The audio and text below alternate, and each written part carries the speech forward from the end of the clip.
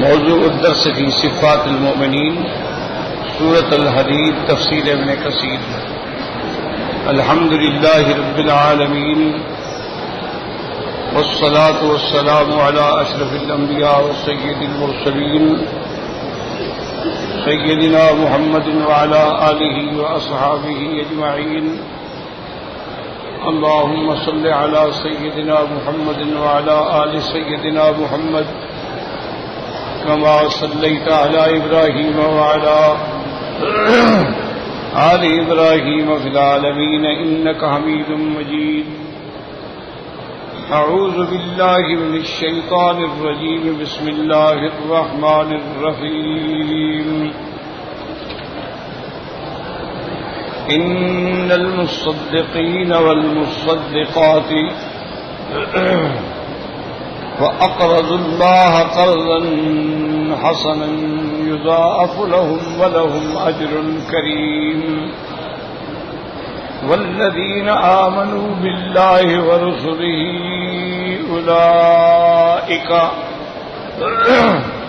أولئك هم الصديقون والشهداء عند ربهم لهم أجرهم ونورهم. والذين كفروا وكذبوا بآياتنا أولئك أصحاب الجحيم. قال المؤلف والمفسر رحمه الله تعالى أدام النفع بعلومه وعلومكم في الدارين آمين إلى أن قال يخبر تعالى عما يصيب به المصدقين والمصدقات بأموالهم على أهل الحاجة والفقر والمسكنة. اب مفسر رحمت اللہ علیہ ان آیات کی تفسیر فرماتے ہیں کہ ان آیات میں اللہ تبارک و تعالی نے خبر دی ہے جو صدقہ کرنے والوں کو اللہ ثواب عطا فرمائیں گے، جو اپنے اموال سے اصحاب حاجت پر، فقیروں پہ، مسکینوں پہ خیرات کرتے ہیں.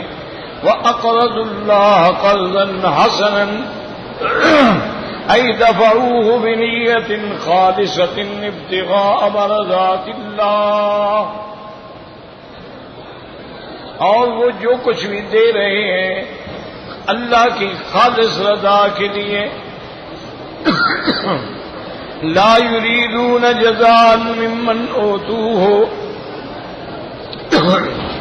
ولا شکورا، اور جن کو دے رہے ہیں ان سے بھی کوئی بدلہ نہیں چاہتے، کوئی شکریہ نہیں مانگتے. وَلِهَذَا قَالَ يُضَاعَفُ لَهُمْ أَيْ يُقَابِلُ لَهُمُ الْحَسَنَةَ بِعَشْرِ أَمْثَالِهَا. اللہ نے فرمایا ہم ان کو بڑھا دیں گے، یعنی ایک کے بجائے 10 گنا ثواب ملے گا. وَيُزَادُ عَلَى ذَلِكَ إِلَى 700 ضِعْفٍ، 700 گنا تک بھی ہم چاہیں بڑھا دیں. وَفَوْقَ ذَلِكَ، اگر چاہیں اس سے بھی زیادہ بڑھا دیں. وَلَهُمْ أَجْرٌ كَرِيمٌ، اے ثواب جزیل حسن ومرجع صالح ومآب کریم. ان کے لیے بہت بہتر جواب ہوگا، بہتر ثواب ہوگا، اور بہتر مرجع ہوگا، اور بہتر لوٹنا ہوگا اللہ تعالی کی طرف. وقوله تعالی والذین آمنوا باللہ ورسلہ اولئک هم الصدیقون. هذا تمام الجملة. وصف المؤمنین باللہ ورسلہ بأنهم صدیقون. اب اللہ نے فرمایا جو اللہ پر، اللہ کے رسولوں پہ ایمان لائے، اولئک هم الصدیقون، یہی صدیق ہے. یہ جملہ اسی پہ ختم ہوگا. اللہ نے مومنین کی صفت بیان کی کہ اللہ، اللہ کے رسولوں پر جو ایمان لاتے ہیں وہی صدیق ہیں. قال الأوفي عن ابن عباس قوله تبارك وتعالى والذین آمنوا باللہ ورسلہ اولئک هم الصدیقون. یعنی یہ جملہ جو ہے الگ ہے. والشهداء عند ربهم لهم أجرهم ونورهم وقال عبدوا أولئك هم الصديقون. جملہ ختم. ثم استأنف الكلام. اس کے بعد اب اللہ نے فرمایا والشهداء عند ربهم. وهكذا قال مسروق والضحاك ومقاتل ابن حيان وغيرهم. وقال الأعمش عن أبي الزهان مسروق عن عبد الله بن مسعود رضي الله تعالى عنه في قوله تعالى أولئك هم الصديقون والشهداء عند ربهم. قال هم ثلاثة أصناف. 3 قسمیں ہیں. المصدقین خیرات کرنے والے، والصدیقین تصدیق کرنے والے، والشہداء گواہی دینے والے. کما قال تبارک و تعالی ومن یطع اللہ والرسول فاولئک مع الذین انعم اللہ علیہم من النبیین والصدیقین والشہداء والصالحین. ففرق بین الصدیقین والشہداء. تو اللہ نے صدیقین کا الگ ذکر فرمایا ہے اور شہداء کا الگ ذکر فرمایا. ودل علی انہما صنفان، کہ یہ 2 قسمیں. ولا شک ان الصدیق اعلی مقاما من الشہید. مفسر فرماتا ہے کہ صدیق کا مرتبہ جو ہے وہ شہید سے زیادہ بلند ہے. کما رواہ الامام مالک بن انس رحمہ اللہ تعالی فی کتابہ الموطأ عن صفوان بن سلیم عن عطاء بن یسار عن ابی سعید الخدری رضی اللہ تعالی عنہ ان رسول اللہ صلی اللہ علیہ وسلم قال ان اهل الجنة ليتراءون اهل الغرف من فوقهم كما تتراءون الكوكب الدري الغابر في الافق من المشرق او المغرب لتفاضل بين ما بينهم. حضرت ابی سعید خدری رضی اللہ تعالی عنہ فرماتی ہیں کہ حضور صلی اللہ علیہ وسلم نے فرمایا کہ جنت میں اتنے مراتب کا فرق ہوگا کہ جنت والے اپنے اوپر والوں کو ایسا دیکھیں گے جیسے بندہ تارے کو دیکھتا ہے جانب مشرق میں یا جانب مغرب میں. چونکہ اللہ جنت تو سب کو دیں گے لیکن پھر جنت میں درجات ہوں گے. قال یا رسول اللہ تلک منازل الانبیاء لا یبلغها غیرہم. تو صحابی نے کہا حضور یہ منازل جو ہیں انبیاء کی ہوں گی، غیر نبی نہیں پہنچیں گے. آپ نے فرمایا والذی نفسی بقال بلا والذی نفسی بیدہ رجال آمنوا باللہ وصدقوا المرسلین. حضور نے فرمایا نہیں، اللہ کے وہ مومن بندے بھی جو ایمان لائے رسولوں پر اور انبیاء کی تصدیق کی، اللہ ان کو بھی یہ اونچے مراتب عطا فرمائیں گے. اتفق البخاری ومسلم رحمهم اللہ علی اخراجہ من حدیث مالک به. وقال آخرون بل المراد من قوله تعالى أولئك هم الصديقون والشهداء عند ربهم. فأخبر عن المؤمنين بالله ورسله بأنهم صديقون وشهداء، کہ وہ تصدیق کرنے والے بھی ہوں گے اور گواہی دینے والے بھی ہوں گے. حقاہ ابن جریر عن مجاہد ثم قال ابن جریر حدثني صالح بن حرب ابو معمر قال حدثنا اسماعیل بن یحییٰ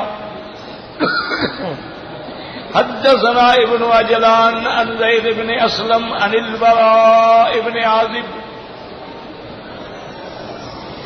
رضی اللہ تعالی عنہ قال سمعت رسول اللہ صلی اللہ علیہ وسلم یقول. وہ فرماتی ہیں کہ میں نے حضور پاک رحمت دو عالم صلی اللہ علیہ وسلم سے سنا. آپ نے فرمایا مومنو امتی شہداء، میری امت کے ایمان والے جو ہیں سب شہداء ہیں. اب مفسر رحمۃ اللہ ثم تلا النبی ثم هذه الآیہ، پھر حضور پاک نے یہ آیت تلاوت فرمائی والذین آمنوا باللہ ورسلہ اولئک هم الصدیقون والشہداء عند ربهم هذا حدیث غریب وقال ابو اسحاق عن عمرو بن میمون في قوله تبارك وتعالى والذين آمنوا بالله ورسله أولئك هم الصديقون والشهداء عند ربهم لهم أجرهم ونورهم قال يجيئون يوم القيامة معا كالإصبعين، ان نے فرمایا صدیق اور شہداء جو ہے ایسے جو انگلیاں بھی ایسے اکٹھے ہوگی جنت میں آئیں گے.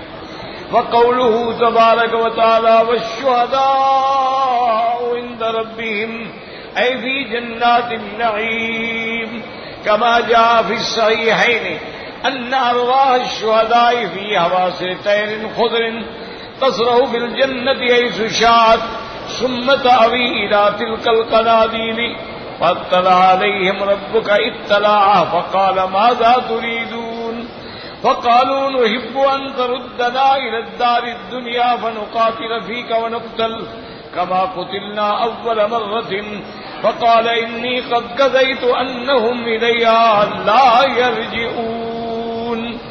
اب اس حدیث مبارک میں آتا ہے جو صحیحین میں ہے، یعنی امام بخاری اور امام مسلم نے اس کو نقل کیا ہے کہ اللہ تبارک و تعالی شہداء کے جو ارواح ہیں ان کو اللہ پاک سبز رنگ کے پرندوں کے اندر داخل کر دیں گے.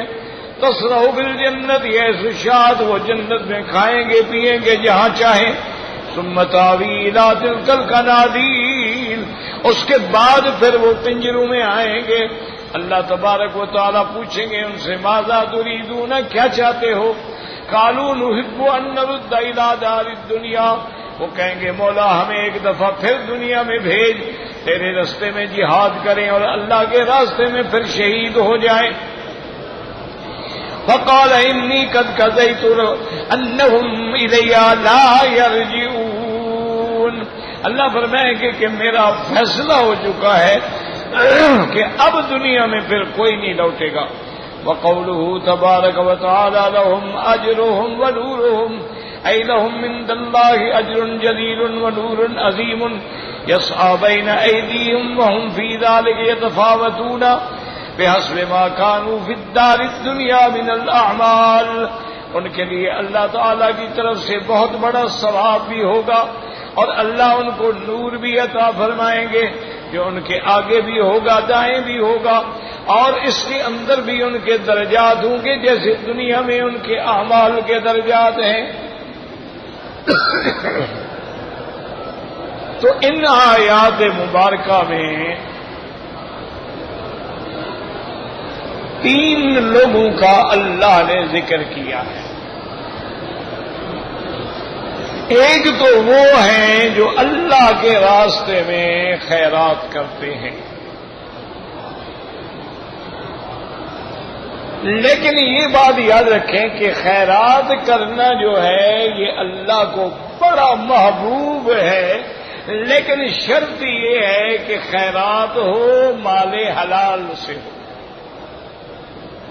خیرات ہو دل کی خوشی سے ہو،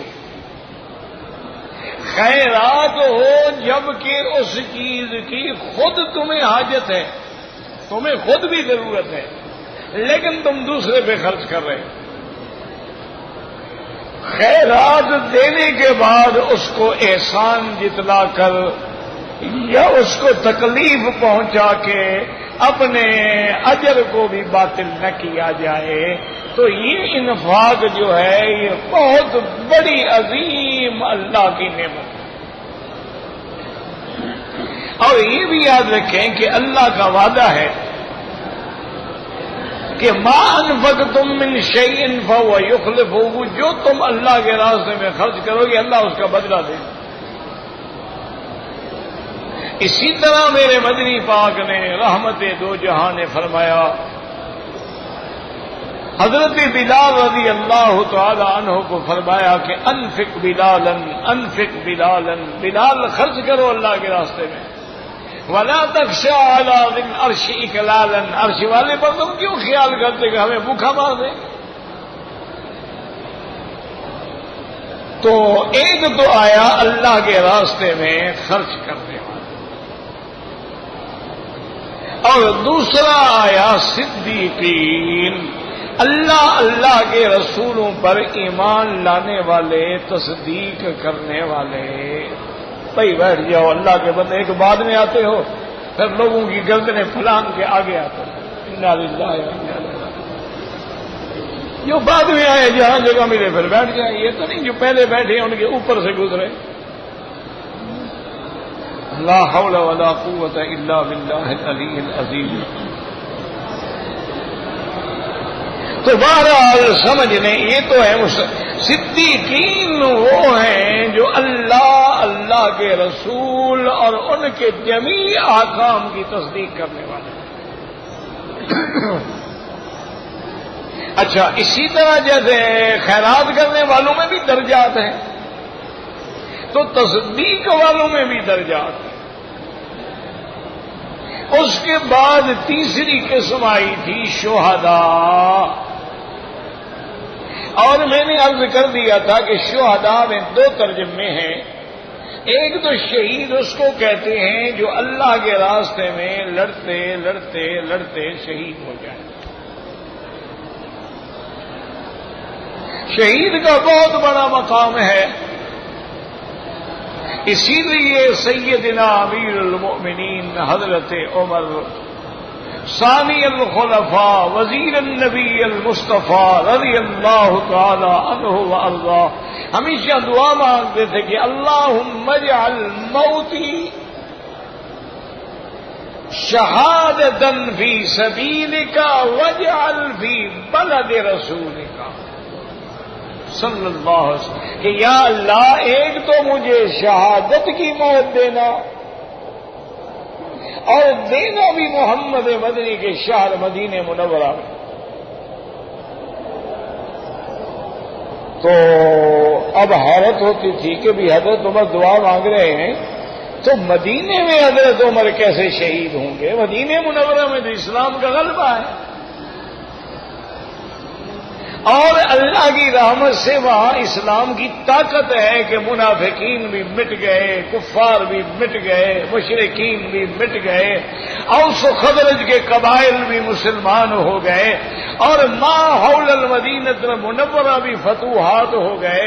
اور حضرت عمر کے زمانے میں فتوحات تو قسطنطینیہ تک جا پہنچی، انہوں نے تو فارس اور روم کو بھی پاؤں کے نیچے روند ڈالا، تو کون جرأت کرے گا کافر کے حضرت عمر کو شہید کرے، اور وہ بھی مدینے میں۔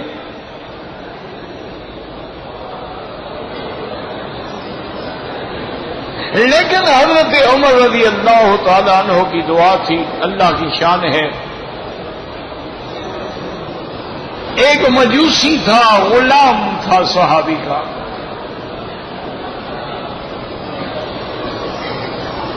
اور وہ چکیاں بناتے تھا جس میں آپ آٹا پیستے ہیں، یہ چکی بناتا تھا، گول پتھر کی چکیاں بناتا تھا۔ اس نے حضرت امیر المومنین سے آ کے شکایت کی، ابو لولو نے، کہ میرا مالک مجھ سے زیادہ پیسے لیتا ہے، آپ میری سفارش کریں۔ انہوں نے کہا کتنے پیسے لیتا ہے؟ اس نے کہا حضرت 2 درہم روز کے مجھ سے لیتا ہے۔ تو ہم نے فرمایا تم تو ایک صاحب فن آدمی ہو، تم عام مزدور تو نہیں ہو، تو تم سے اگر وہ 2 درہم لیتا ہے یہ تو کوئی زیادہ نہیں۔ لیکن اس کے دل میں بغض آ گیا حضرت عمر کا۔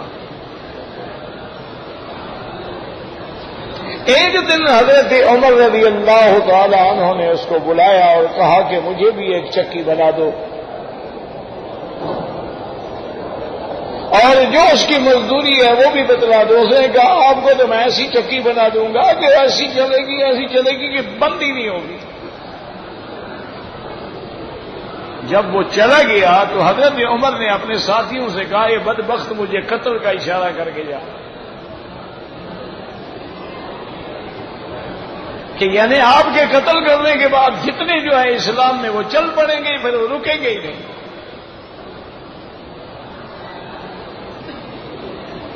تو بہرحال حضرت عمر رضی اللہ تعالی عنہ کی دعا ایسے منظور ہوئی کہ آپ صرف مدینے میں نہیں، مسجد نبوی میں ہیں اور محراب نبی کے پاس کھڑے ہیں،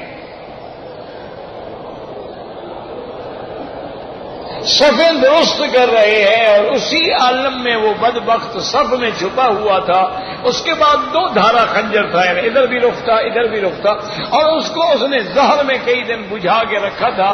اس کا یہ ہوتا ہے کہ زہر والا خنجر لگ جائے، اگر خنجر نہ لگے زہر بھی تھوڑی اندر چلی جائے بندہ مر جاتا ہے۔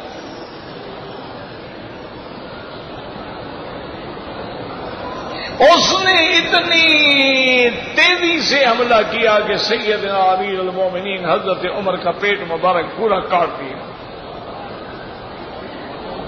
اور آپ کی آنتیں مبارک جو ہے باہر آ گئی، اور حضرت عمر نے اپنی آنتوں پہ ایسے ہاتھ رکھا اور اشارہ کیا عبد الرحمن بن عوف کہ آگے بڑھ کے نماز پڑھاؤ۔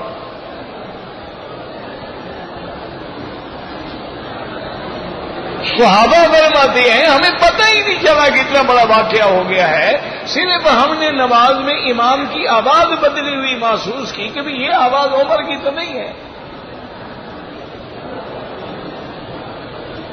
اور سیدنا عمر رضی اللہ تعالی عنہ نے سب سے پہلے یہ پوچھا کہ میرا قاتل کون ہے؟ انہوں نے کہا ابو لولو ہے۔ فرمایا الحمدللہ، شکر ہے کہ مجھے کافر نے مارا ہے، میں کسی مسلمان کے ہاتھ سے نہیں بنا۔ کیوں؟ اصل شہید تو وہی ہوتا ہے، یہ تھوڑا مسلمان کو مار دے یہ بھی شہید ہے، یہ کون سا شہید ہے بھائی؟ ہاں جو مظلوم ہے وہ الگ بات ہے کہ وہ شہید ہو۔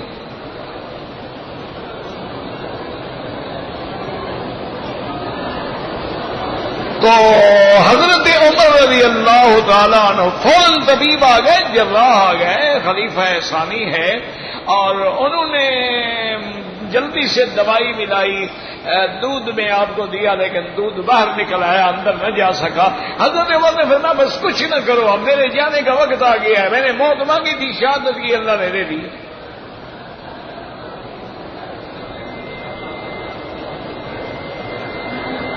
اب ان باتوں کو چھوڑ دو، اب مسئلہ حضور کے دین کے بچانے کا ہے۔ اگر میں خلیفہ نامزد کر دوں پھر بھی میں گناہگار نہیں ہوں گا کہ حضرت ابو بکر نے مجھے نامزد کر دیا تھا، تو سنت ابو بکر ہو جائے گی۔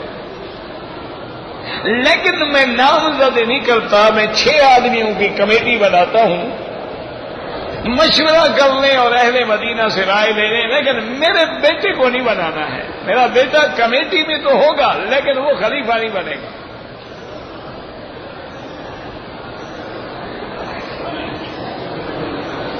تاکہ ہم یہ تاثر ہی نہیں دینا چاہتے کہ اسلام میں اقتدار کے اندر کوئی موروثیت ہے، جو لائق ہے وہ آ جائے گا۔ حضور کے بعد آل ابو بکر تھا، آ گیا، پھر حضرت عمر تھا، آ گیا۔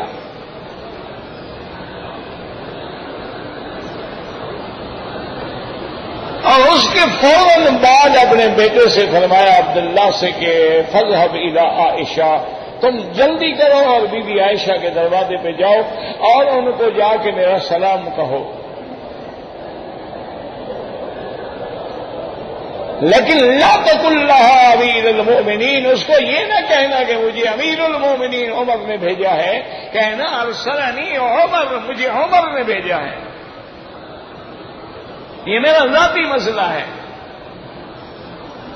اور میں اب امیر المؤمنین بھی نہیں ہوں۔ تو بی بی سے عرض کریں کہ حضور کے روضہ مبارک میں قبر کی جگہ ہے، اگر آپ عنایت کر دیں، مہربانی کر دیں تو میں اس میں دفن ہو جاؤں، کیونکہ وہ حجرہ بی بی عائشہ کا ہے نا، ان کی اجازت کے بغیر دفن نہیں ہو سکتا۔ اسی سے علماء نے مسئلہ نکالا ہے کہ سرکاری زمینوں پہ قبضہ کر لینا یا کسی غیر کی زمین پہ قبضہ کر کے قبرستان بنا دینا ناجائز۔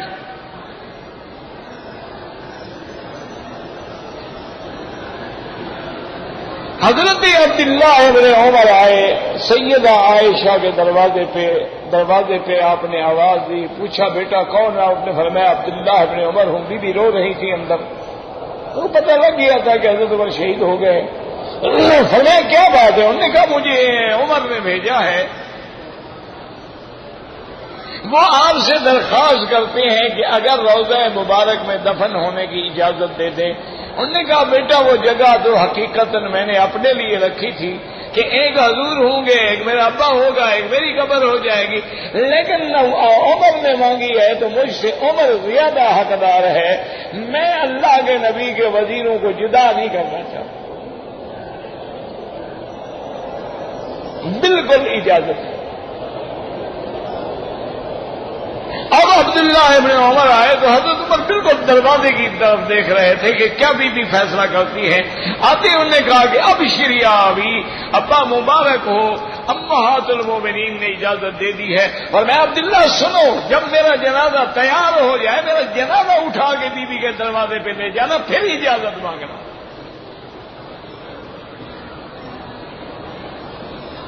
یہ شان ہوتی تھی شہیدوں کی، لیکن اللہ کے فیصلے نرالے ہیں کہ حضرت عمر منبر نبوی میں شہید ہو گئے اور حضرت خالد بن الولید کو شہادت نہ ملی، جو یعنی اسلام کا ہیرو ہے، بدل الاسلام ہے، اللہ نے جس کی پیشانی میں فتح لکھ دی تھی کہ جہاں خالد گیا فتح ہو گئی، لیکن موت شہادت کی نہیں ملی۔ اچھا اللہ کی شان دیکھیں کہ سب سے بڑا مرتبہ حضرت ابو بکر کا ہے، لیکن حضرت ابو بکر کو بھی شہادت نہیں ملی۔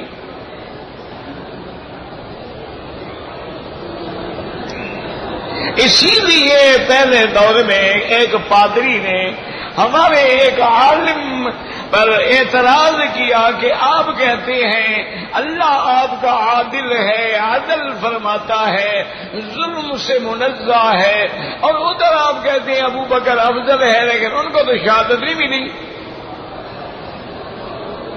ادھر آپ کہتے ہیں کہ خالد بن الولید جو ہے بدر الاسلام ہے، لیکن اس کو بھی شہادت نہیں ملی۔ تو یہ اللہ کا کیا انصاف ہے کہ عام آدمی کو تو شہادت مل جائے اور خالد جیسے آدمی کو نہ ملے؟ تو انہوں نے فرمایا کہ پادری صاحب آپ نے غور نہیں کیا ہے، آپ نے قصے پڑھے ہیں لیکن کبھی اسلام کا مطالعہ نہیں کیا ہے۔ اگر خالد کو شہادت ملتی تو کافروں کے ہاتھ سے مارے جاتے تو شہادت ملتی، اور خالد کا لقب رکھا تھا اللہ کے نبی نے سیف الرحمان، وہ اللہ کی تلوار ہے، اللہ کی تلوار کافر کیسے توڑ دیتا؟ اس کو تو خود خدا توڑے گا۔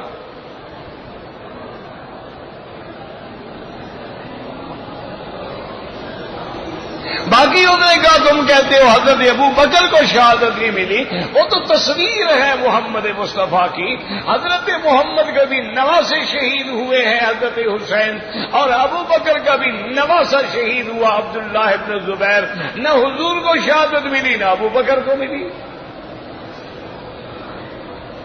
اور دوسرا حضور نے فرما دیا تھا کہ اگر کوئی زہر خورانی سے مارا جائے تو وہ بھی شہید ہوتا ہے۔ اللہ کے نبی پہ بھی آخری وقت میں زہر نے اثر کیا۔ آپ نے فرمایا کہ عائشہ ہذا وقت انقطاع اوان و انقطاع ابہری، یہ میری آنتیں اندر سے کٹ رہی ہیں، من السم الذی اکلت بخیبر، وہ زہر کا نوالا جو میں نے خیبر میں کھایا تھا آج اللہ نے اس کا اثر ظاہر کر دیا ہے، تاکہ حضور جو ہیں نبوت کے ساتھ مرتبہ شہادت بھی پا جائیں، تاکہ کوئی بعد میں حضور کی زندگی پہ اعتراض ہی نہ کر سکے۔ اور حضرت ابو بکر کو بھی سانپ نے کاٹا تو زہر نے اثر کیا۔ تو یہ اللہ کے فیصلے ہیں، اللہ کا نظام ہے۔ بہرحال یاد رکھیں، اصل شہید وہ ہوتا ہے جو قتال میں جائے، ورنہ المبتون شہید، الغریق شہید۔ حضور نے فرمایا جو پیٹ کی بیماری سے مر جائے وہ بھی شہید ہے، جو آدمی ڈوب کے مر جائے وہ بھی شہید ہے، جو آدمی اچانک کسی دیوار کے حادثے میں مر جائے وہ بھی شہید ہے۔ اسی طرح حضور صلی اللہ علیہ وسلم نے، لیکن یاد رکھیں وہ شہید جو ہیں الحاق الادنا بالاعلی، یعنی ان ادنا کو اعلی سے جوڑا جا رہا ہے، لیکن اصل شہید وہی ہوتا ہے جو اللہ کے راستے میں شہید۔ اور دوسرا معنی یہ تھا کہ وہ شہداء کی قیامت میں گواہی دینے والے، حضور کی ساری امت جو ہے شہداء علی الناس ہے۔ اب اس کے بعد فرماتے ہیں مفسر رحمت اللہ علیہ حدثنا یحییٰ بن اسحاق قال حدثنا عبد الحی عن عطاء بن دینار عن ابی یزید الخولانی قال سمعت فضالة بن عبید یقول سمعت عمر بن الخطاب یقول سمعت رسول اللہ صلی اللہ علیہ وسلم یقول الشہداء اربعۃ، آپ نے فرمایا شہید جو ہیں ان کے چار قسمیں، رجل مؤمن جید الایمان، ایک پکا مومن ہے، لقی العدو فصدق اللہ فقتلا، اللہ کے راستے میں لڑا اور شہید ہو گیا، فذاک الذی ينظر الناس الیہ ہکذا ورفع راسہ، فرمایا اس کا شان اتنا اونچا ہوگا جیسے مرتبہ دیکھنے میں ٹوپی گر جائے۔ فقل تمہارا الثانی مومن لقد انما يضرب ظهره بالشوك التلهي جاء سام غرب فقدر وذاك في الدرجة الثانية، ایک ایسا مومن ہے کہ دشمن کو تو ملا ہے انما يضرب ظهره بالشوك التلهي، ایک گویا کہ وہ شوک کہتے ہیں کانٹا، تلا کہتے ہیں یعنی جس کو آپ کیا کہتے ہیں موز عربی میں کہتے ہیں کیلے کے درخت کا، یا ایسے اچانک ایک تیر آیا وہ بیچارہ مارا گیا، وہ بھی دوسرے درجے کا شہید ہے۔ والثالث رجل مؤمن خزان صائن واخر سیئا لقي رجل صدق اللہ تعالی ذاک فی الدرجۃ الثالثہ، ایک بندہ مومن تو ہے لیکن عمل اچھے بھی ہیں برے بھی ہیں، وہ بھی اللہ کے راستے میں مارا گیا، وہ بھی شہید ہے لیکن تیسرے درجے میں ہے۔ والرابع رجل مومن اسر نفسه اسرافا کثیرا لقي صدق اللہ تعالی قتلا، اور بعد ایسے مومن بھی ہوتی ہیں جس کی ساری زندگی گناہوں میں گزر گئی لیکن آخری وقت میں اللہ کے راستے میں قتال کیا، مارا گیا، وہ بھی شہید ہے۔ وهكذا رواه علی بن مدینی نبی داؤد الطیالسی بن مبارک البیہقی وقال هذا اسناد مصری صالح، ورواه الترمذی من حدیث ابن لحیہ وقال غریب، وقوله تبارک وتعالى والذین كفروا وكذبوا بآياتنا أولئك أصحاب الجحيم لما ذكر الشهداء ومآلهم عطف بذکر الاشقیاء وبین حالهم، اللہ نے پہلے مومنین کا ذکر کیا ہے تو اب ان آیتوں میں کافروں کا بھی ذکر کر دیا، جنہوں نے کفر کیا، اللہ کی آیات کی تکذیب کی، وہی جہنمی ہیں، انہی کے لیے جہنم ہے اور وہ دائمی جہنم میں رہیں گے۔ اللہم اجرنا من النار، اللہم اجرنا من النار، اللہم اجرنا من النار۔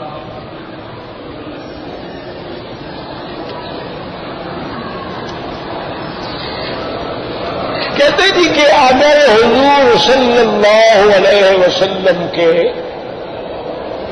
روضہ مبارک پر مواجہہ مبارکہ میں کھڑے ہو کے جب مومن سلام پڑھتے ہیں الصلاۃ والسلام علیک یا رسول اللہ، حضور سنتے ہیں، بالکل سنتے ہیں اور جواب بھی دیتے ہیں۔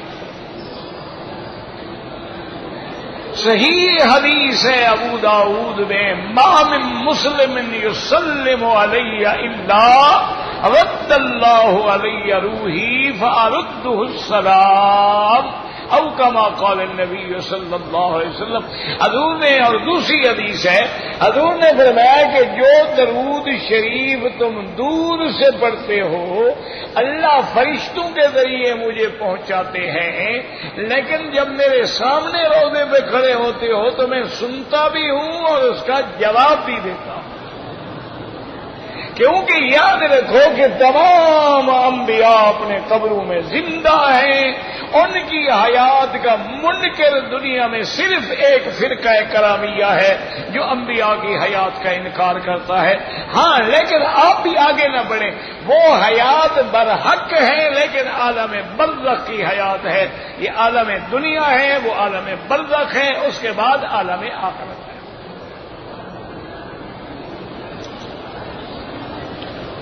کہتے جی کہ میرا ایک ساتھی نے حج بھی کیا، 4 عمرے بھی کیے، لیکن صفا مروہ جب بھی دوڑا مروہ سے شروع کیا. ماشاءاللہ پوچھا کسی دینی جاہل نے. اس سے بڑا بد نصیب کوئی ہوگا بھی؟ جب آپ کو پتہ نہیں پوچھ لو. شفاء العی. اور پھر یہ تو قرآن میں موجود ہے کہ ان الصفا والمروہ،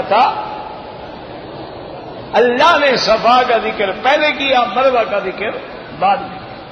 اسی طرح جب آمنہ کے لال رحمت دو جہاں تشریف لے جا رہے تھے صفا دوڑنے کے لیے، جب آپ نے آہستہ آہستہ پہاڑی چڑھی تو آپ نے فرمایا ابدأ کما بدأ بہ اللہ، میں بھی وہیں سے شروع کر رہا ہوں جس سے اللہ نے شروع کیا. ان الصفا والمروہ من شعائر اللہ. وہ جناب آپ کی صفا نہیں ہوئی، اس لیے آپ جو ہے 4 عمروں میں غلطی کی ہے تو 4 بکریاں دم ادا کریں.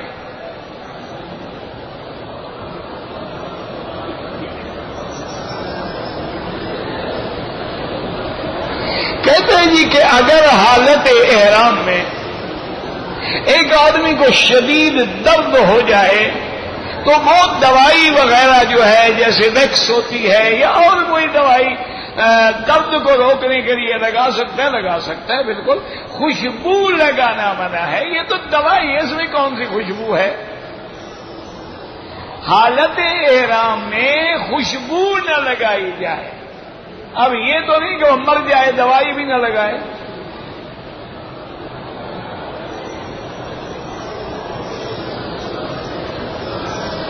کہتے تھے کہ حضور پاک نے رحمت دو عالم صلی اللہ علیہ وسلم نے انگوٹھی پہنی ہے، بالکل پہنی ہے، اور ساری زندگی پہنی ہے. پھر وہی انگوٹھی سیدنا ابو بکر کے پاس تھی، پھر وہی انگوٹھی سیدنا عمر کے پاس تھی، پھر وہی انگوٹھی سیدنا عثمان کے پاس تھی. اور حضرت عثمان بیر خاتم پہ بیٹھے تھے، کنواں ہے مسجد قباء کے قریب. خدا کی قدرت انگلی سے ایسے انگوٹھی کو نکال کے صاف کر رہے تھے، انگوٹھی گر گئی اور کنویں میں چلی گئی.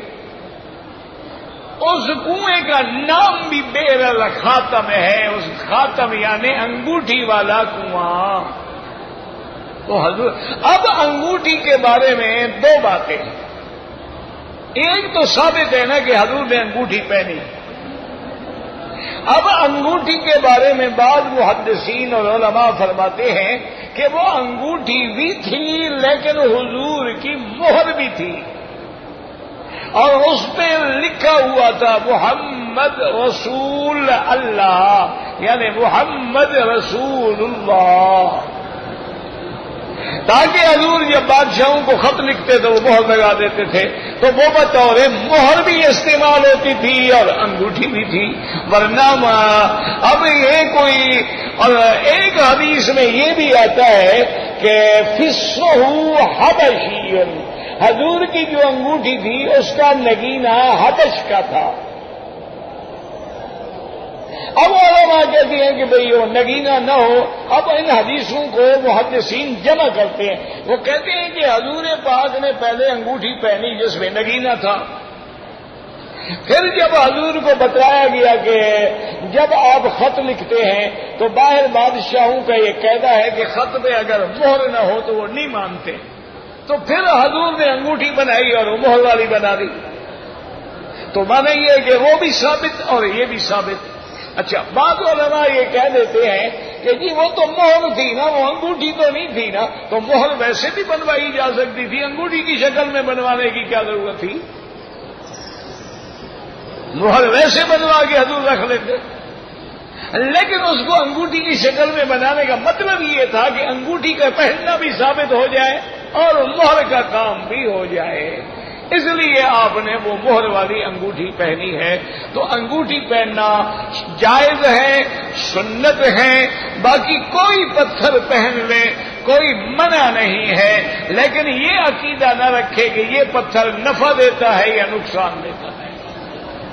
یہ جیسے جاہلوں کے عقیدے ہوتے ہیں نا جی، وہ علم العادات کے ذریعے نام بتلا کے پتھر نکلواتے ہیں کہ مجھے کون سا پتھر راس آئے گا، اور وہ بیٹھے ہوتے ہیں کہ جی تمہارا ستارہ یہ ہے، تمہارا برج یہ ہے، اور تم فلاں پتھر پہنو گے تو فائدہ ہوگا. وہ خود الو جو ہیں خود کیوں نہیں پہن لیتے کہ ان کو فائدہ ہو جائے؟ خود تو بھیک مانگ رہے ہیں. اور اپنے ستارے کو تو گردے سے نکال لو نا تم.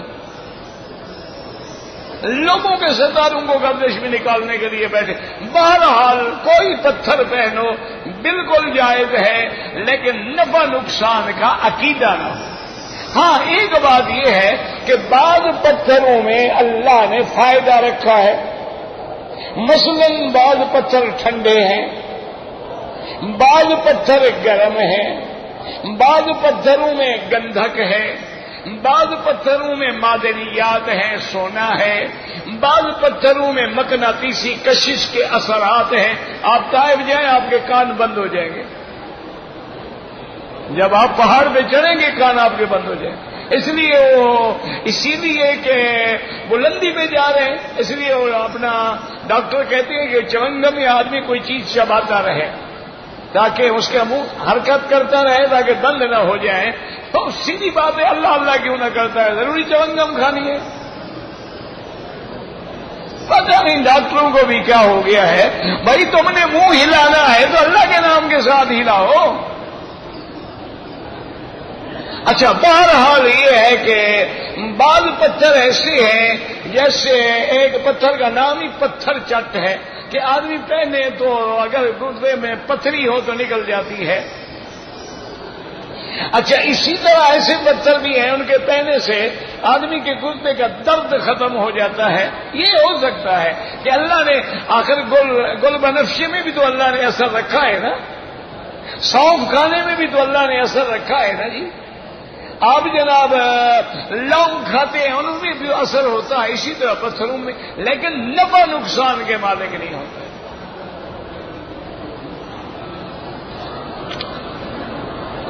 میں نے حج کیا، دوسرے آدمی کو کنکریاں دے دی، اس نے بھی نہیں ماری. ماشاء اچھا کیا اس نے. کیوں دے دی؟ تم کو بیمار تھے. اب ایک بکری دم ادا کرو. اور والد صاحب بھی فوت ہو گئے، وہ آدمی کیا کرے گا؟ اس نے نہیں ماری، اس پر تو کچھ نہیں ہے نا. تم اپنے والد کی بکری ادا کرو.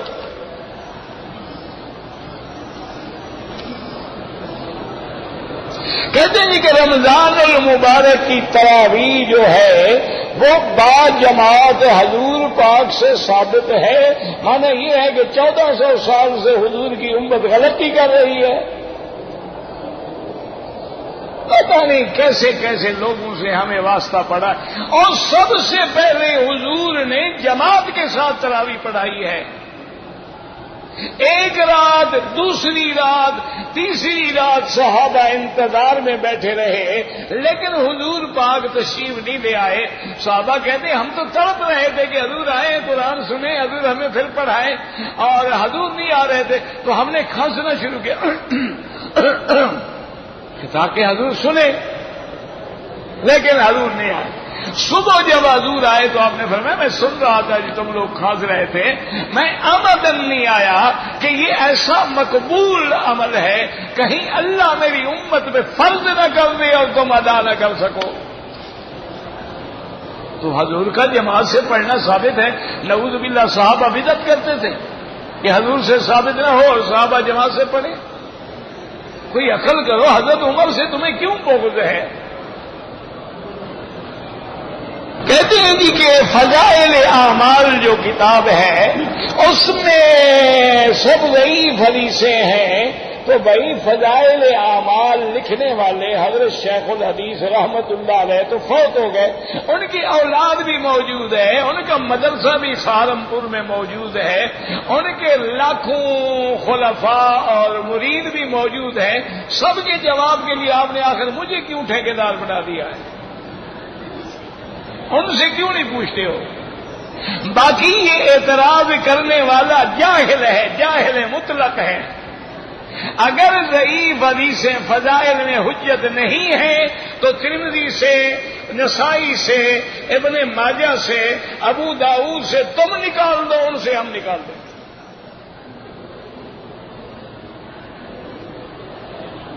اور پھر اس میں جو حدیثیں ہیں وہ نقل کی گئی ہیں یا انہوں نے خود بنائی ہیں، تو جس کتاب سے نقل کی گئی ہے اس کتاب والے کو پکڑو۔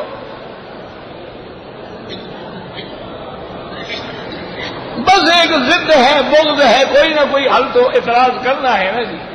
وہ ایک آدمی تھا نا، اس کی وہ بڑا پیر بن گیا، اس کی بیوی نہیں مانتی تھی، کیوں؟ یہ بیویاں جو ہے نا پیری کھیری نہیں مانتی، یہ خدا کی قدرت ہے، ساری دنیا مرید ہو جاتی ہے، بیوی نہیں ہوتی۔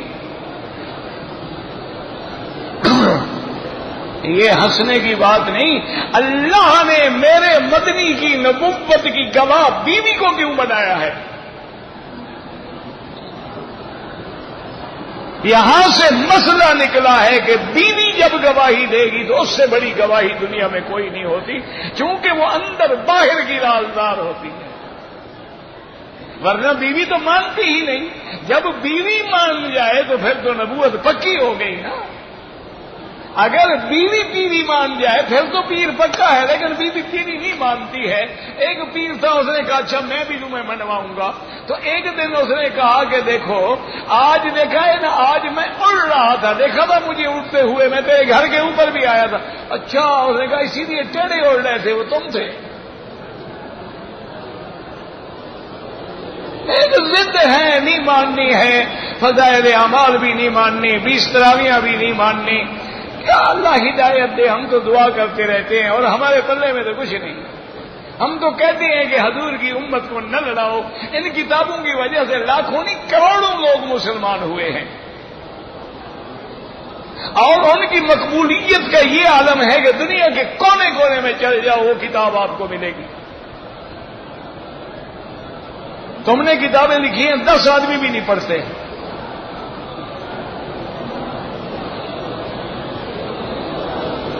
کہتے جی کہ اللہ کے راستے میں یہ جو 4 مہینے یا 4 دن کے لیے نکالتے ہیں یہ بڑی بدعت ہے، جو 2 سال کے لیے نکلے ہوئے ہیں یہ کون سی سنت ہے؟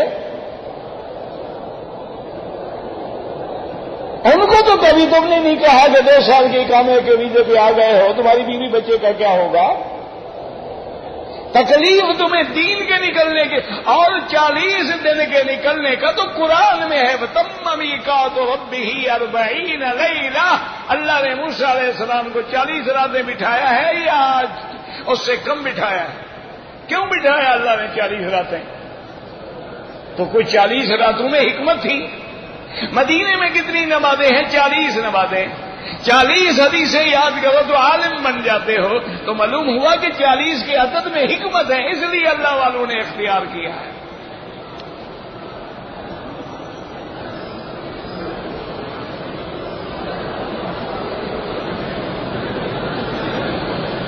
کہتے جی کہ میرے گاؤں میں پیروں کی پتہ نہیں کیا ہے، مرید جاتے ہیں زمزم لے جاتے ہیں پیر کے لیے، تو ٹھیک ہے کیوں نہ لے جائے بھائی، لے جائیں اور دعا کریں، اللہ پیر کو بھی آپ کو بھی ہدایت دے۔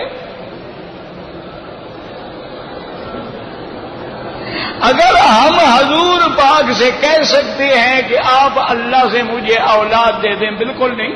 اللہ نے کہا مجھ سے مانگو، یہ تو نہیں کہا کہ وہاں جا کے کہو اور پھر مانگو۔ اللہ نے کہا ادعونی، براہ راست مجھ سے مانگو، استجب لکم، میں تمہاری دعا سنوں گا۔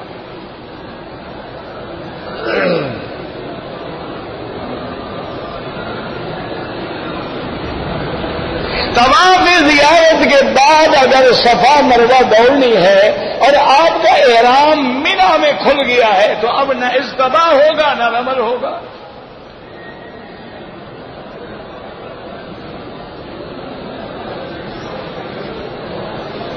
اور یار طواف زیارت ہر آدمی کپڑے پہن کے کرتا ہے، ہو جائے گا کیا مانا؟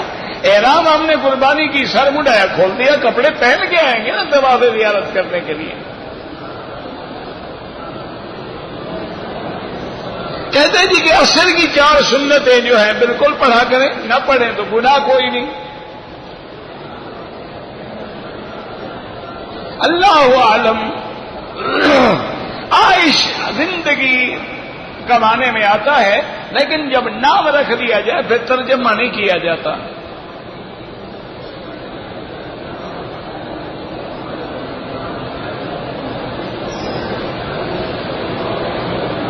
کہتے جی کہ احرام باندھ کے ہم بیٹھے ہوئے تھے، ساتھ والے احرام والے کا کپڑا میرے سر پہ، کچھ نہیں ہوتا بھائی۔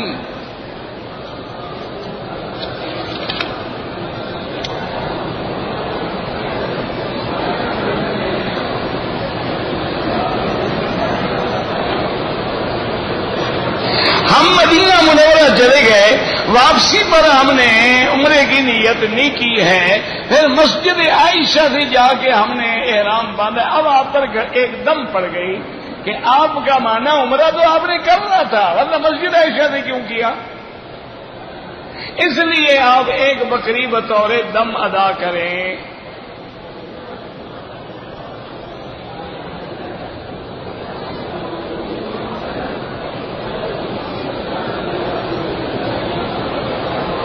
بہرحال اگر عورت نے عمرہ کرنے کے بعد بال نہیں کاٹے ہیں، پہلے تو فوراً بال کاٹو نا۔ اگر اس عرصے میں کوئی غلطی ہوئی ہے دم پڑ جائے گا، نہیں ہوئی کوئی بات نہیں۔ عمرے والا اسرا پھروائے، مشین پھروائے، سب جائز ہے۔ کپڑے پہن لیے، 4 گھنٹے کے بعد سر مڈایا، 5-10 ریال خیرات کر دو۔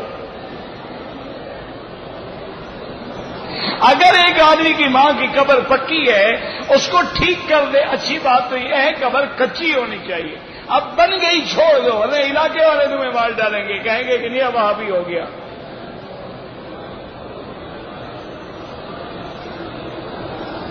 کہتے جی کہ جب آپ آتے ہیں سلام نہیں فرماتے، اللہ عالم آپ نہیں سنتے ہوں گے، میں تو جناب عرض کرتا ہوں، اب سب کے کانوں میں تو نہیں پہنچا سکتا۔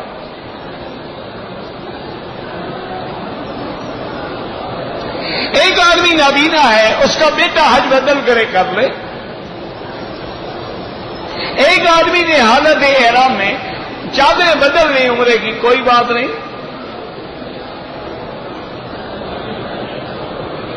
اگر ایک آدمی نے عورت کو 3 طلاقیں دے دی، 2 سال کے بعد گھر لے آیا تو احناف کے نزدیک خالص زنا ہے۔ 3 طلاق کے بعد وہ گھر لا ہی نہیں سکتا جب تک وہ عورت اور شادی نہ کرے۔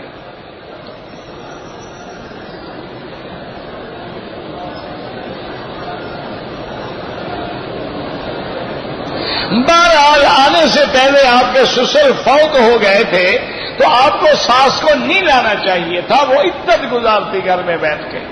لائے ہیں، غلطی ہو گئی، اب جائیں اپنی عدت پوری کریں۔ اگر حرم میں ہم نماز پڑھ رہے ہیں، نظر سجدے والی جگہ پہ رکھو۔ اگر شوہر کا انتقال ہو گیا ہے، ابھی کاغذات بن رہے ہیں، 2-4 دن لگ جائیں گے، آپ حرم آ سکتی ہیں، کوئی بات نہیں، لیکن زینت نہ ہو، لباس نہ ہو، سرما وغیرہ کچھ نہ ہو۔ اصل یہ ہے کہ جو نمازیں چھوٹ گئیں توبہ کرو، اللہ کا حق ہے، اللہ معاف کر دیں، اور ہمت یہ کرو کہ نفل کے بجائے وہ قضا نمازیں پڑھتے رہو۔ غائبانہ نماز جنازہ جو ہے احناف کے نزدیک جائز نہیں ہے، حنابلہ اور شوافے کے نزدیک جائز ہے۔ لاؤڈ اسپیکر کی آواز کم ہے، وہ جان کے کم کرتے ہیں، میں کیا کروں؟ وہ سبق پڑھ کے آتے ہیں کہ حق کی آواز نہیں پہنچانے دینی، کیونکہ ان بیچاروں کو تکلیف ہوتی ہے نا کہ حق کی آواز اوپر چلی جائے، اس لیے وہ ماشاءاللہ اسی وقت آواز بند کر کے خود کھسک جاتے ہیں، نظر بھی نہ آئے ہیں۔ چلو اللہ پہ چھوڑو، حسبنا اللہ و نعم الوکیل۔ میری بیٹی پیدا ہوئی ہے، اس کا نام عربی میں، تو حضور کی ساری بیٹیوں کے نام اردو میں ہے، حضور کی کسی بیٹی کا نام رکھ لو۔ آپ کی بیٹیوں میں زینب ہے، کلثوم ہے، رقیہ ہے، فاطمہ ہے، بیویوں میں عائشہ ہے، سودا ہے، حبیبہ ہے، میمونہ ہے، کوئی رکھ لو، سب عربی ہیں، وہ اردو میں نہیں ہے۔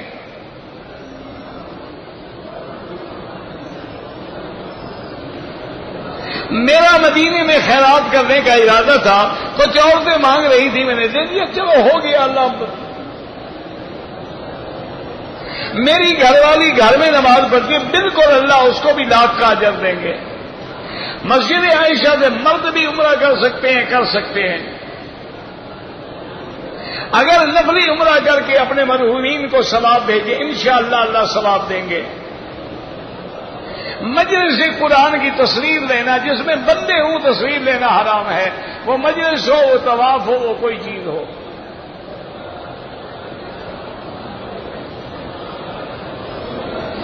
بہرحال حضرت آدم علیہ السلام سے جو غلطی ہوئی ہے وہ دعا قرآن میں موجود ہے، ربنا ظلمنا انفسنا ان لم تغفر لنا وترحمنا، یہ قرآن میں موجود ہے۔ باقی بات ضعیف حدیثوں میں آتا ہے کہ حضرت آدم نے وسیلے سے دعا مانگی، لیکن وہ احادیث ضعیف ہیں، اور حدیثیں ضعیف جو ہیں وہ عقیدے میں حجت نہیں ہوتی۔ ابھی آپ کو تو کیا ہے، کیا ہے، کون سا ہے جواب نہیں دیا؟ یہی تو ہے، اور کیا ہے؟ ابھی اسی کا تو میں جواب دے رہا ہوں۔ وہ ضعیف حدیث ہے، بتا تو یہی رہا ہوں، آپ کہاں آسمان میں بیٹھے ہیں کہ ضعیف حدیث عقیدے میں حجت نہیں ہوتی، فضائل اعمال میں حجت ہوتی ہے۔ میں نے پوری دعا پڑھی ہے کہ قرآن میں ہے کہ آدم نے کیا دعا مانگی تھی، ربنا ظلمنا انفسنا ان لم تغفر لنا، پتہ نہیں اس کا جواب ہو رہا ہے، کہتے جی پھینک دیا۔ اللہم صلی علی سیدنا محمد وعلی آل سیدنا محمد کما صلیت علی ابراہیم وعلی آل ابراہیم فی العالمین انک حمید مجید۔ یا اللہ یا رحمان یا رحیم یا حی یا قیوم یا ذا الجلال والاکرام، یا الہی الہ لا الہ کل شیء الہا واحدا لا الہ الا انت، اللهم انت الميسر لكل يسير وانت على كل شيء قدير، اللهم يسر امورنا وامور اولادنا وبناتنا واصحابنا وامور المسلمين، اللهم اصلحنا واصلح بنا واصلح اولادنا واولاد المسلمين، اللهم اصلح شبابنا وشباب المسلمين، اللهم اصلح بناتنا وبنات المسلمين، اللهم اصلح ذرياتنا وذريات المسلمين، اللهم اصلح لنا شأننا كلها فلا تکلنا الی انفسنا طرفۃ عین قط ولا اقل من ذلک۔ یا اللہ بیماروں کو شفا عطا فرما، یا اللہ بے حیاؤں کو حیا عطا فرما، یا اللہ بے دینوں کو دین عطا فرما، یا اللہ بے اولادوں کو اولاد عطا فرما، یا اللہ بے روزگاروں کو روزگار عطا فرما، یا اللہ قرض داروں کے قرض ادا فرما، جن کے گھروں میں بچیاں ہیں ان کے رشتے آسان فرما، یا اللہ عالم اسلام کی حفاظت فرما، یا اللہ اس بلد الامین کو قیامت تک ہر فتنے سے محفوظ فرما، یا اللہ پاکستان سے بھی اپنے عذاب رفع فرما، یا اللہ مسلمان جس ملک میں ہیں ان کی جان مال آبرو عزت کی حفاظت فرما۔